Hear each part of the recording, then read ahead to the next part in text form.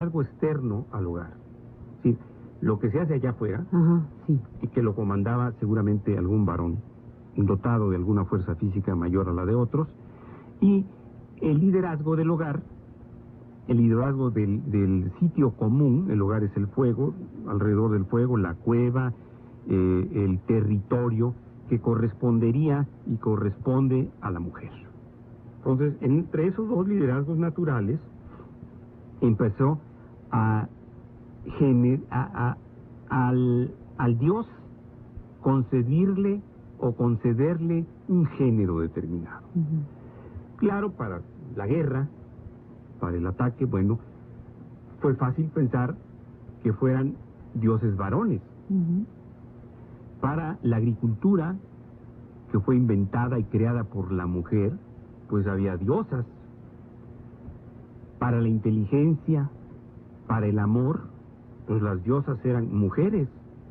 Digo, a ninguna cultura de la antigüedad se le ocurrió siquiera inventar a un dios del amor o de la inteligencia que fuera varón. Para nada. Digo, eran primitivos, pero no eran brutos. Muchas, sí, Entonces empezó a ver las diferencias de género de los dioses. Y después la diferencia de autoridad. Y esto aprovechado genialmente antes que por los monoteístas, pues, y lo más conocido, obviamente por los griegos, ¿no? Había el macho líder de los dioses, que era Zeus, ¿no? Y Zeus tenía derecho de pernada con todas las diosas o semidiosas que vienen. Si quería, se transformaba en cisne, moles o de lo que fuera. Y el caso es que se las pasaba por las armas a la que quería, porque era el macho dominante de la tribu de dioses del Olimpo. Pero todos los demás tenían su papel. Pues, digo, ahí estaba Dionisios, Baco en la mitología romana, pues que era el dios del vino y las consecuencias del vino. No era dios del vino porque fuera el patrón de la elaboración de esa bebida, sino porque se la chupaba y tenía las consecuencias que todos conocen. Obviamente se hizo un dios del comercio, y bueno, ahí estaba don Mercurio tratando de patrocinar a los primeros comerciantes establecidos como tales en el mundo occidental, porque los chinos ya tenían recontra mega estructurado su comercio siglos antes. Ya estábamos con los orígenes de la culpa y desde luego pues la creación de la industria del perdón, que mucho ha tenido que ver con lo que conocemos como culpa, como pecado y sus consecuencias.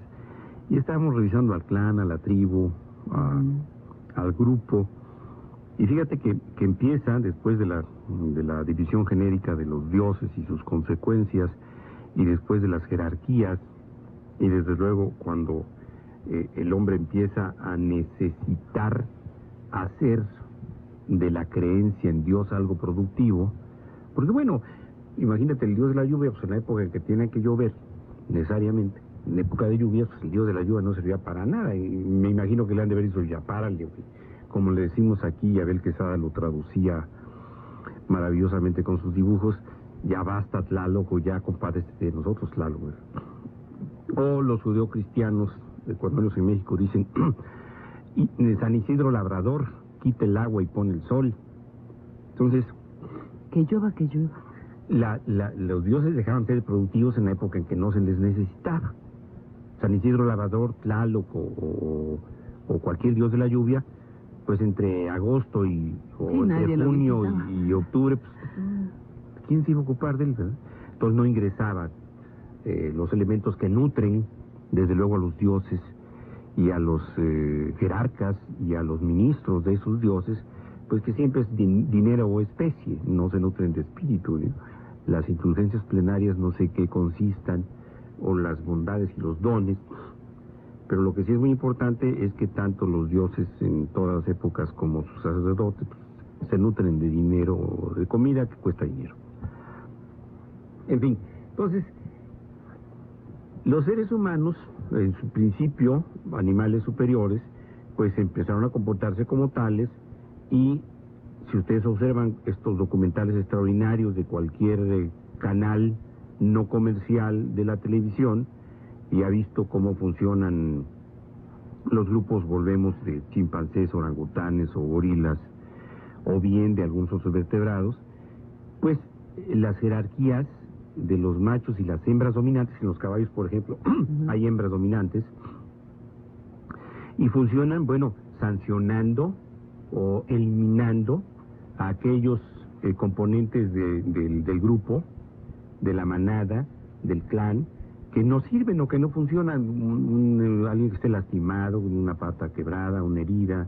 Incluso en las grandes migraciones de los alces en Canadá, es observable que si un alce pequeñito se fractura o se retrasa, la madre sigue caminando, no se detiene y se queda con él y lo protege, y vente, hijito mío, yo me voy a sacrificar por ti, voy a ofrecer mi sufrimiento al Creador. No, se sigue, y verdad, el que no sirve se queda.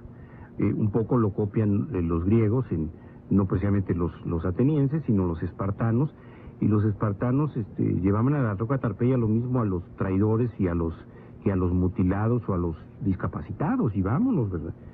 No tienen derecho a vivir porque son incompetentes para la vida. Y así empezó a surgir la idea del clan, del grupo y de las jerarquías, que los seres humanos incipientes en ese momento pues debían pagar por ser disfuncionales. No sé cómo tratarían, por ejemplo, a un fracturado, o a alguien que había mordido un tigre de dientes de sable, o a una parturienta con fiebre puerperal. Automáticamente nos hace pensar, te comentaba yo hace rato, Ernesto, en el castigo, en donde también algunas iglesias y algunas culturas se han dado vuelo, al grado de llegar a los niveles de tortura y de las sofisticaciones de la tortura a los seres humanos, ¿no?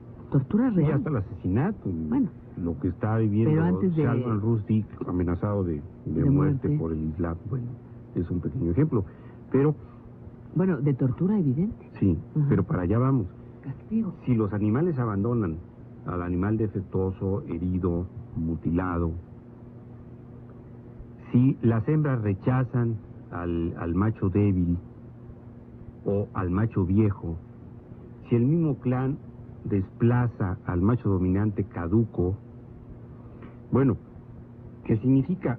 Que el hombre primitivo, observando a los animales y sintiendo quizá por instinto o por genética, dentro de su ontología, dentro de sus principios, dentro de su manera de empezar a ver su convivencia o su sentido gregario, bueno, hay que sancionar al que no sirve o al que no funciona en alguna área, al que no piensa, al que no ve, al que no camina, al que no corre, al que no ataca, al que no defiende, al que no provee, a la que no puede parir, a la que no puede concebir.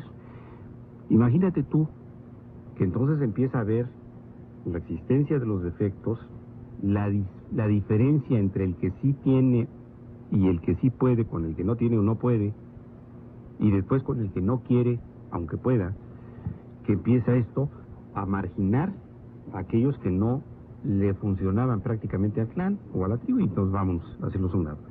Y después, quizá la permanencia del clan en límites, los puedes expulsar si estás en el nomadismo y vas de aquí para allá, pero ¿qué pasa cuando empiezan las polis y estableces una ciudad y está amurallada y tienes un defectuoso, un leproso, un enfermo, un retrasado mental, o una tuberculosa, o alguien con cólera dentro de una ciudad amurallada? La tienes que tirar, la tienes que echar, la tienes que castigar. Y como los hombres quizás sintieron por primera vez en un estado que ahora llaman, y llamabas tú también al principio, conciencia, aunque conciencia para los médicos significa el estado de vigilia y de alerta, el funcionamiento de los órganos de los sentidos, y conciencia desde el punto de vista espiritual significa otra cosa, el conocimiento de tus estados de ánimo, de tus sentimientos y tus acciones consecuentes. Bueno, deben haber dicho no. En determinado momento, ¿quién soy yo para sacar a la calle, a tirar a la calle a mi madre porque ya está vieja y ya no camina tan rápido como yo? Vamos a imaginarlos. O una mujer en Esparta que le han dicho es que tienes que matar a tu hijo porque nació con el labio y el paladar hendidos. O tienes que eliminar a tu esposa porque llevas 6 meses de casado y no se embarazaron. Bueno, debe haber llegado un momento de reflexión y decir, no, pues efectivamente no es culpa de nadie. Entonces, tenemos que responsabilizar, así como de la carencia de lluvia, de la carencia o de la sequía o del terremoto a alguien, a una entidad superior, a un dios. Bueno, pues tiene que haber un dios que castigue, y entonces los dioses sancionan por mí. Entonces las enfermedades son producto de los dioses malos. Hay dioses buenos y malos. Si empieza esa dicotomía. Consecuentemente hay seres humanos buenos y malos. ¿Y quién dice qué es lo bueno y qué es lo malo? Pues obviamente la jerarquía. La jerarquía. Y el representante de Dios en la tierra, que siempre es un holgazán, es un individuo que, como no trabaja, pues se dedica a explotar a los demás, como suele suceder hasta el día de hoy, y entonces se dedica a pensar entre comillas y aprende a leer y escribir. Si eres culpable, te mereces el sufrimiento. Pero antes que nada tenemos que observar la figura del holgazán. A ver, el que no está haciendo nada, pero que se siente capaz, el autosuficiente, el grande, el que puede ser incluso el anciano, que en aquella época debe haber tenido 35 o 40 años, no había sobrevivido a los mayores, y que observa que los defectuosos, los que fallan, los que se equivocan, no tienen cabida en el plan, y vamos. Entonces hay una sanción, hay un castigo. Y entonces ese holgazán que pensaba, decidió que el bien y el mal eran decididos por él, o por alguien como él. Yo desde aquí, desde mi palco en el Estadio Azteca de la Antigüedad, puedo decir quién juega mal y quién está mal, a quién deben cambiar, por quién deben cambiar, si tienen que traer del Chile a Zamorano o a quien sea, para cambiarlo por este, y entonces tenemos que poner otro, y aquí hay fallas, aquí fue el faulo. Entonces, en determinado momento, el hombre dicta las leyes a su real saber y entender, y convierte al hombre en el todopoderoso gestor de Dios en la tierra, y decide quién está bien, quién está mal, y el que está mal, entonces tiene que ser castigado.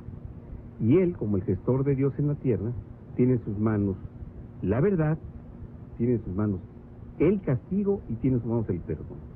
Y ahí empieza la gran industria del perdón, que tiene que enseñarle a los seres primitivos a sentirse culpables de sus defectos, de sus carencias, de sus fallas y de todo aquello que, siendo inconsciente o involuntario, se le atribuye a la maldad extraña de los dioses perversos. Y se inventa ahora el demonio.